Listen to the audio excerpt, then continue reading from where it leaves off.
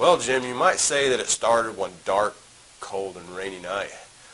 I don't know about the cold and the rainy because I really don't remember. But I do know it was at night when I had this dream, and it was just a crazy dream that brought to me this concept, which is now known as MagModz.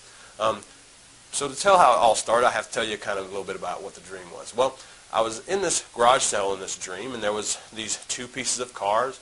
They resemble somewhat of a Model A and a 40 style panel truck together, and I knew in my mind that didn't look right. But of course, the spider legs that stuck out of it didn't look right either, and some other stuff, because it was a stupid dream, like I said. But it did spark that idea of, well, what could you do if you could cut the cars apart? So with that in mind, I woke up the next morning, and I told my wife, I said, babe, I have a business idea. And she thought, I've heard this before. Oh, great.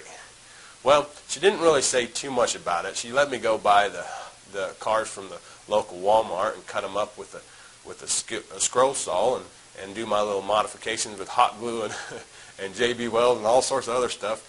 And they looked pretty rough. I ain't gonna lie, they were pretty rough. But it did prove the concept that you could put an orange front of a car on the back of a blue car and mix and match. And I was okay.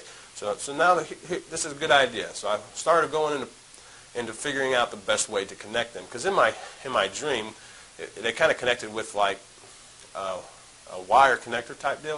It didn't have anything to do with magnets. But in my process of trying to create a connecting device, I spent months trying to engineer a little device that would work, and it actually did. But the problem was, when I'd go to put them together, you'd have to glue them precision perfect in each piece, or they'd always be off just a little bit. So that proved not to be very successful. So I went and tried magnets, but apparently the little advertising magnets we all have on our fridges aren't going to be strong enough to hold them together, because I tried a couple of those and it didn't work. So I went back to try to figure out the best way to connect them, and that's when my wife, you know how knowing and wise our wives are, they said, well, why don't you try magnets again?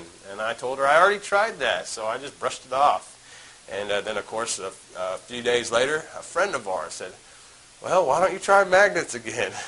So I guess I could tell my wife no easier than I could tell them. So I said, well, let me do some more research. So after a little bit more research online, I found some magnets that were stronger and were still very small. And then I had to figure out how to make them work.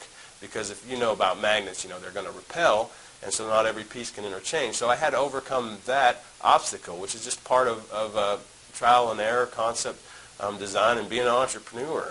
So I was able to design and get a patent pending on my magnetic system where every single piece can be interchanged. So that's kind of just a brief on how the MagModz kind of came from nothing, so to speak, a dream, to where I was able to install them into toy cars.